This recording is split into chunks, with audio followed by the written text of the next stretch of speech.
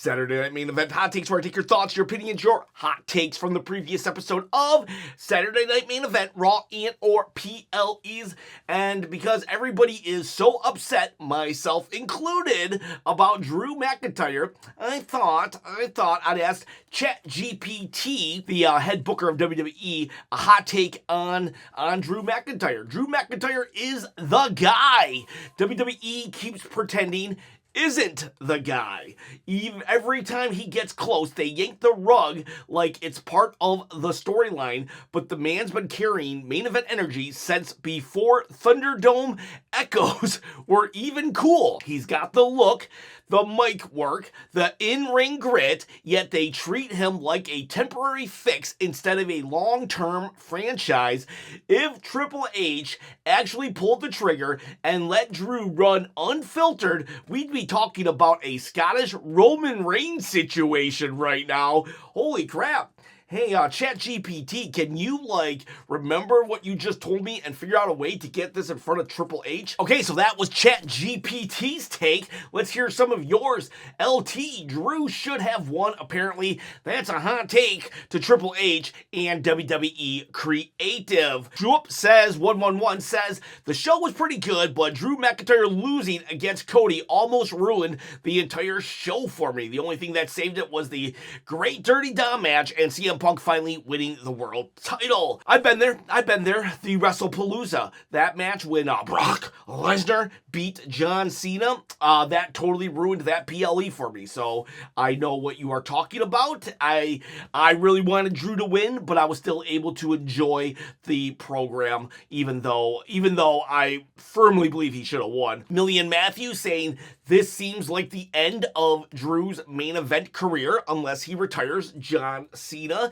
John Cena announced there's a 16-man tournament to see who is going to be his last match. I would love it to be Drew McIntyre. I don't think it will be Drew McIntyre. In fact, Drew McIntyre doesn't even need it if they would just book him appropriately. It wouldn't even be that hard at this point in Drew's career to book him appropriately. It's literally just let him win matches, big matches. MK90 says, absolute garbage, triple fraud, once again screwing Drew.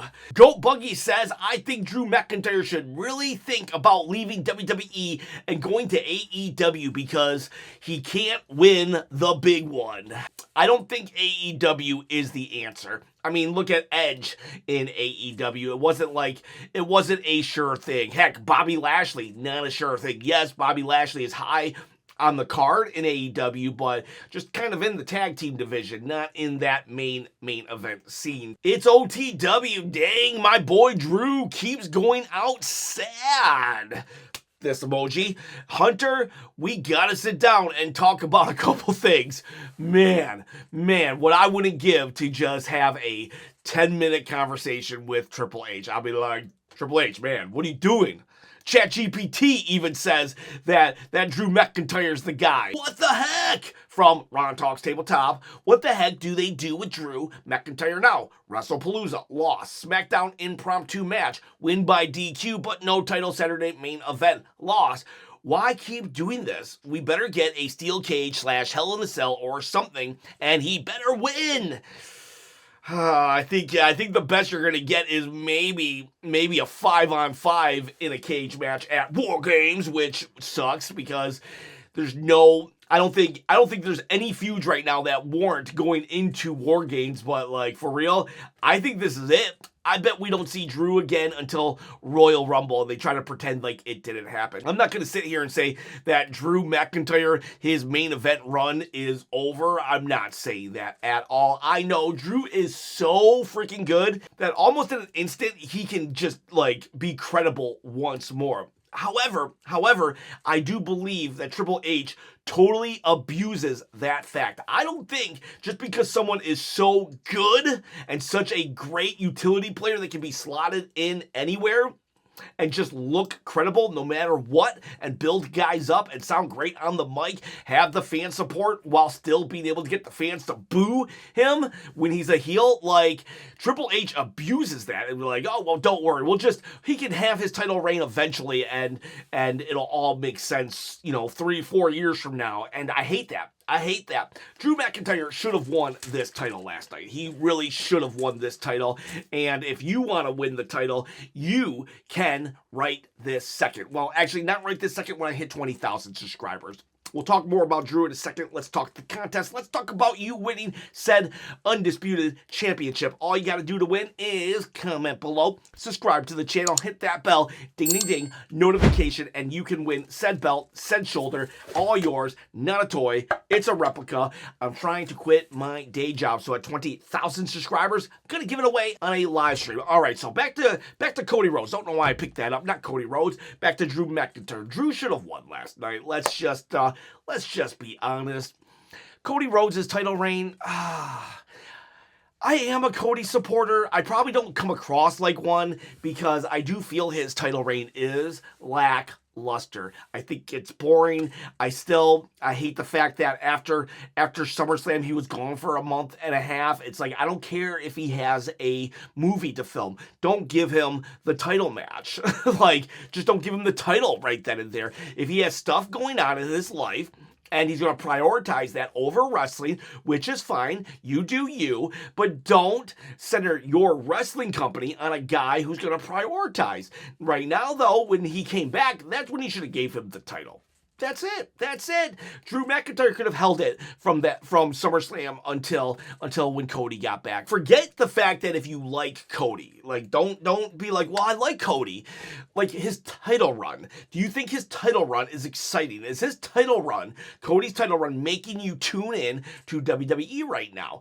And I think really much so, not just because I love the character Drew McIntyre, I think that it would have been really great and refreshing to see Drew with that title and for Cody to kind of go off on a side quest until he can return back at Royal Rumble and win it. Drew McIntyre is the guy. He carried us through the pandemic. I mean, we can say all day long, well, he deserves it, and I do believe he deserves to win the title, but I also believe his character arc, like it should be, I am the champion. A good heel champion right now would really freshen things up. And because we went with CM Punk, it would be nice to have one heel champion, one face champion. CM Punk could be our face champion right now, and Drew McIntyre could be our heel champion. And it does get to a point where at some point, the fans kind of lose hope. You kind of lose the fans. And you're like, too little, too late. And there have been many instances of it. I know Dolph Ziggler was definitely one. Braun Strowman was a guy that everybody wanted to be world champion. But the problem was Brock Lesnar and Roman Reigns were dominating the scene. Nobody even wanted them to, because this was not Tribal Chief Roman Reigns. This was Big Dog Roman Reigns. And Brock Lesnar, well, he's Brock Lesnar. And when I say no one, I mean a lot of people. Okay, there's always going to be someone, you know. I'm sure Roman Reigns' mom wanted Roman to win the title, and I'm sure Sable wanted Brock to win the title. But for the most part, there was a lot of backlash that those two, while Braun Strowman was moving up and up and up, and he was just like, get these hands, I'm not finished with you yet. Braun Strowman was the perfect guy to be champion in like 2017. Problem is, they waited, and then in 2020, they finally pulled the trigger, and it's like, it wasn't that good. It wasn't that great. And it's like, you have to capitalize. And Drew McIntyre is a guy that, while, that once upon a time they did capitalize. He was the guy to do in 2020, but he's also the guy to do in 2025. Like, I'm not giving up on him.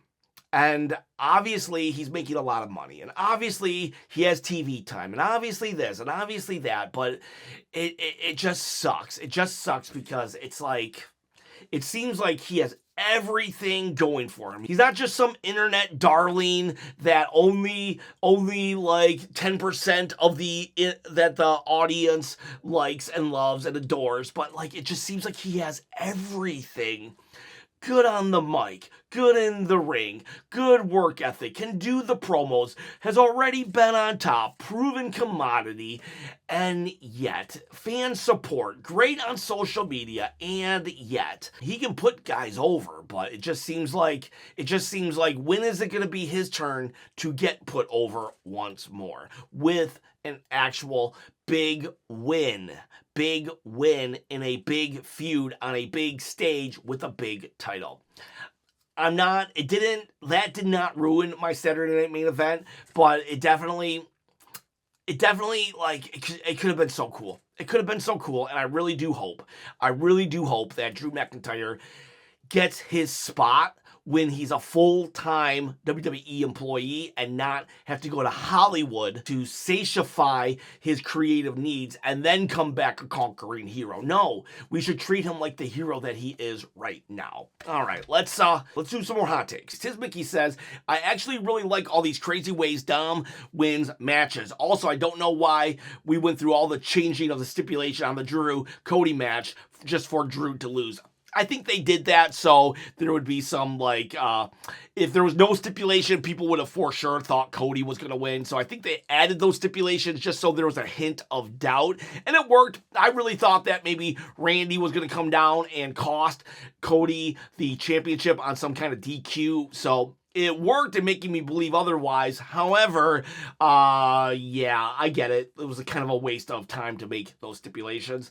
Then we got, on your point about how Dom wins, I know you're a new fan. So if you're a new fan and you're really enjoying how Dominic Mysterio is kind of cheating to win his matches and not the typical cheating way, go check out Eddie Guerrero during his WWE Lie, Cheat, Steal era. That is who he's mimicking right now, or he's drawing inspiration from, and boy howdy, Eddie Guerrero, dude was a legend. Jimbo Slice says, you can definitely notice the boos for Jey Uso. The entrance does a great job of highlighting his support, but the moment the music stops, you can hear a very blatant mixed reaction compared to the clear cheering for Punk. Whenever someone says, oh yeah, you have no idea what you're talking about, people aren't booing Jey, just look at his entrance. That entrance doesn't mean that people like him. It means people like to be part of the experience. Seth Rollins was getting booed, but no matter what, every time he came out, whoa, whoa. So, like, this yeeting has nothing to do with Jey Uso's actual popularity, or maybe little to do with it.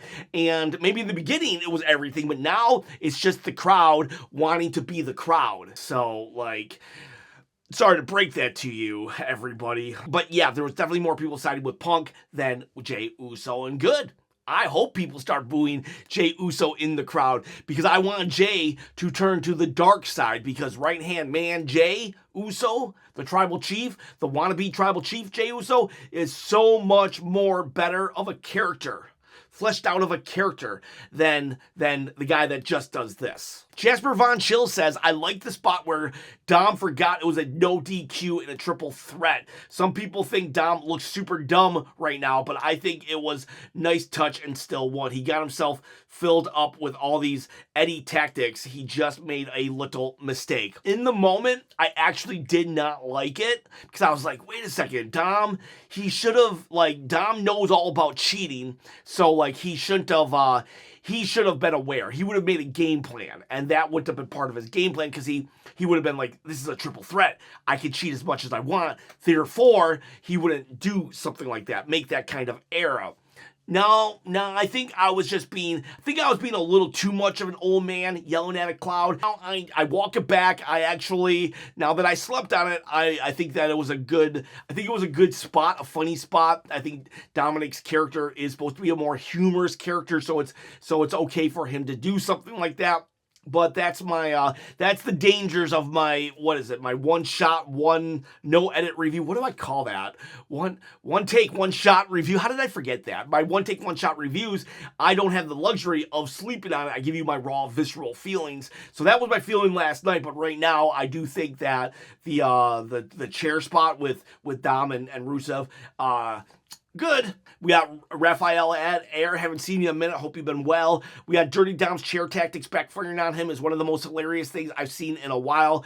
Dom 2 belts is best for business. Yes, I now agree with you for what I just said. And I love Dom 2 belts too. And then 2, Punk and Jade winning was the best decision of the night. Kind of disappointed that Drew lost, because I wanted him to win so Cody would crash out Homelander style.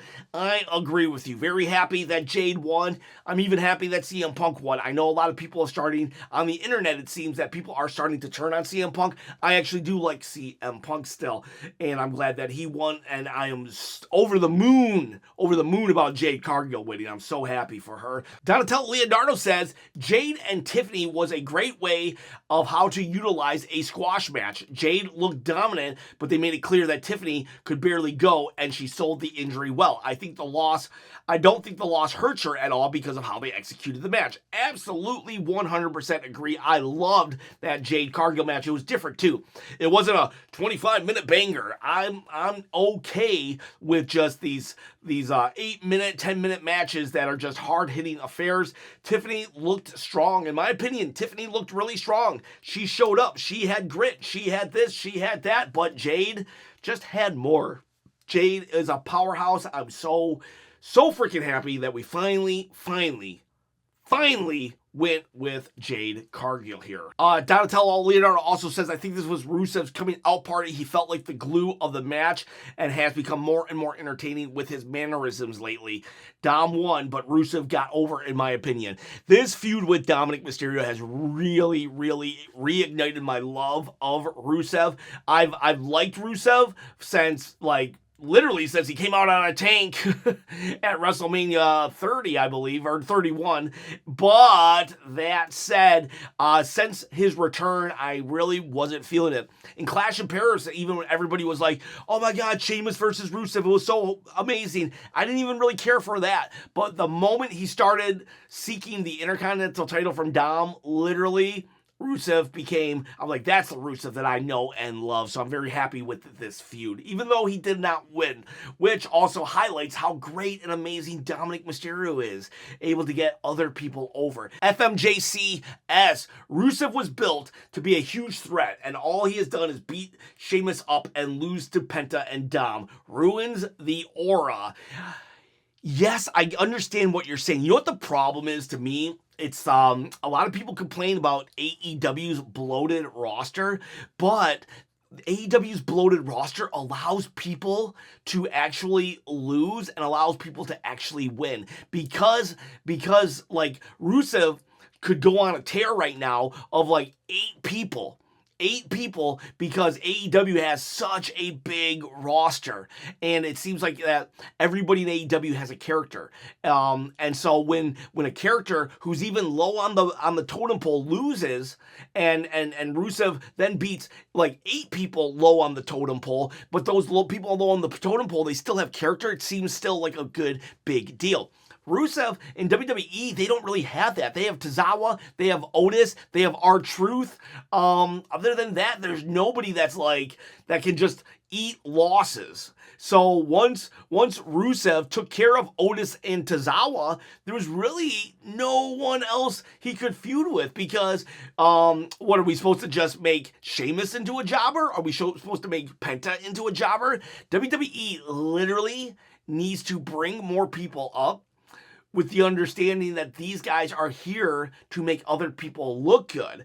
And we can still give them storylines, though. Like, back in the day, Crash Holly, Bob Holly, they weren't ever going to win a world championship, other than the tag teams and the Intercontinentals here and there. But a lot of times, they were there just to eat the pins, but it still seemed like a kind of a big deal when they did. Skywalker says, Punk's title doesn't feel earned. That's an interesting one. Now maybe you don't like CM Punk, I don't know, but I don't understand why you would feel it doesn't feel earned. Here's a guy who's been in WWE, returned since 2023. He's been in the main event scene the entire time. He had the best program in 2024 with Drew McIntyre. He won the match at SummerSlam for the world title, and then he was instantly cashed in on. So, he won a number 1 contender match. He's constantly in main events. Headlined WrestleMania this year. If you don't like him, that's fine. But I would say that he has earned it within the context of the storylines. NPC 5120 says, I hope John Cena's last opponent is either Randy Orton or by a miracle Edge. Well, I get that sentiment of, You know, it would just be cool to see revisited old feuds. I want it to be someone new. Honestly, does Randy Orton deserve the last match? Yes. Does Edge deserve the last match? Yes. Does The Miz deserve the last match? Yes. A lot of people deserve that last match, but what about the business? What about the business? Who gets to go for it? Would it be cool if we got to see Edge? The pop would be amazing, but honestly, I'm tired of just that pop. That pop of John Cena turning heel, that was an amazing pop. The pop of John Cena coming out at SummerSlam where he was a face again, that was an amazing pop. But everything in between, And so I don't want to book for the pop. I want to book for what is best for WWE and for the wrestlers and for storylines. Mr. Dark Gable says, Gunther versus Cena is the only thing that makes sense if you think about it. It makes perfect sense, but I don't think it's the only thing that makes sense. I try to stay away from like those words like only or completely or things like that unless it's with Goldberg. Goldberg completely sucks. But like Gunther makes a lot of sense. I mean, for one, he did retire Goldberg, so you could have this thing where he's the guy that retires everybody. And honestly, what if Gunther then goes and retires AJ Styles next year? That could be a really good gimmick. Could you imagine eventually when it's Randy Orton's turn to retire in like 5 years, and Gunther has this gimmick of I retire everybody, but then they have their last match and Randy Orton actually wins this year. It's Goldberg and John Cena. Then it's AJ Styles. Then it's Chris Jericho. But then when it's Orton's turn, Orton actually wins. That would be a huge pop with great storytelling. So that would make sense. However, I don't think Triple H even remotely thinks in those kind of terms at this point. If you had asked me before WrestleMania 40, I did think he was a long-term storyteller, but now I just realize Triple H is he's a moment storyteller. He only goes for moments. So that said, I think again, Gunther's established. He doesn't need it. He really doesn't need it. Okay, so let's give this to someone who could use it. And the people who could use it, Braun Breaker. I'm going to add Jacob Fatu. Honestly, Solo Sikoa, but I know we're not going to do that. Trick Williams, Oba Femi. We already know that the rocket ship is on Braun Breaker. Let Braun beat Brock Lesnar at WrestleMania. He doesn't need the retirement. It would be great if he got it. But like, I just think Trick coming in or Oba Femi getting it would just be like, those are two very ripe choices. But I bet it's Braun Breaker or Gunther. That's who I think it's going to be, but not who I necessarily want. I'll enjoy it, though. I will enjoy it, because I do kind of want them. I just want Oba Trick more. Lawanda Madala. Penta should have won. Don't care about Dom. Okay, but like, why should Penta have won? Is it Penta should have won because I don't like that guy? Why not Rusev then? If your sole reason is you don't like Dom, but why Penta then? Why not Rusev? Because you could say, well, Rusev should have won because I don't care for Dom. Now, I do like Dom, and honestly, I think Dom is doing more with that belt than anybody has in a very long time. Dominic Mysterio is probably the best Intercontinental Champion I've seen since Gunther. Yeah, he's not having any real juicy feuds, but the matches he's having continuously just are so creative that it's spotlighting that Intercontinental Championship. The fact that he's able to hold on to it with his with the death grip, barely escaping, but yet escaping with the belt. So it's okay to not like the character, but just tell me why Penta. Why Penta's the guy to be the next with the belt and to how he will elevate them. Kid Wilkes asks, I'm sorry, but why didn't we give the title to Punk like Triple H in 2002 after being named the #1 contender? I think it's because in 2002, Triple H was probably a heel. CM Punk is a face. You can't give a face a title. It wouldn't feel earned. Glacier Boy says, Cody incorporating more dirty tactics to win each match is more interesting than Drew as champion.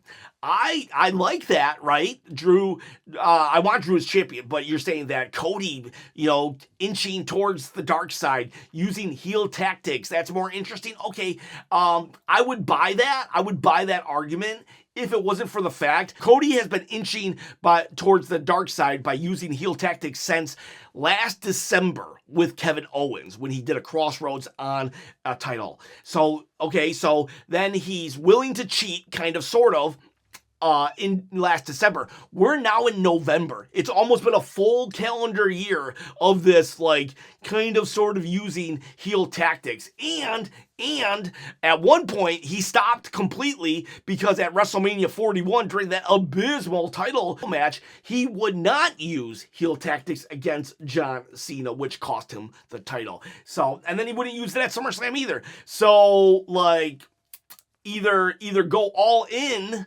with this, with Cody kind of starting to use heel tactics, or don't. But that said, it started a year ago. That's I know there's long-term booking, and then there's no-term booking, and you just do what's ever convenient for you in the moment, and you have no real plan. The one sheepy says CM Punk and Jey actually had a pretty good match. Shocking for a 47-year-old man and a 40-year-old tag team wrestler, but it was quite good. Age is a thing. It is a thing. And I do want some of the younger cats like Braun Breaker and Obafemi and Jacob Fatu to get into that main event scene. But I don't think just because you're in your 40s, it's all right, take them out to the woodshed and psh. Tony Lambeau says, I can't believe there was no interference during the whole show. Nope, none. Was there any? No, I don't think there was.